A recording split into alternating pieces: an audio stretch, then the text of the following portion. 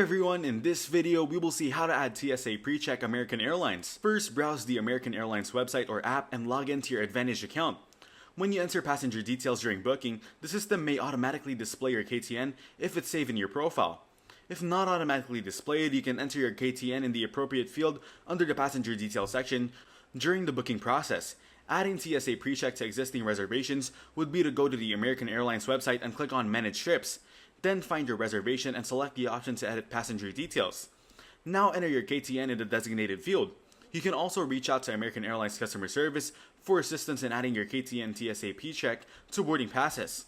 Once your KTN is successfully added to your profile in variation, it will be reflected on your boarding pass indicated by TSA Pre.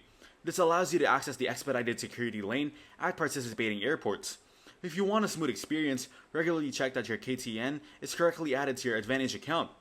If you check in online, confirm that your boarding pass shows TSA PreCheck before arriving at the airport. Although not required at the checkpoint, having proof of your TSA PreCheck status, like a global entry card, can be helpful. Also, don't forget to check out the Get Cheapest Flights from Canada to India. Thanks for watching. Make sure to like and subscribe.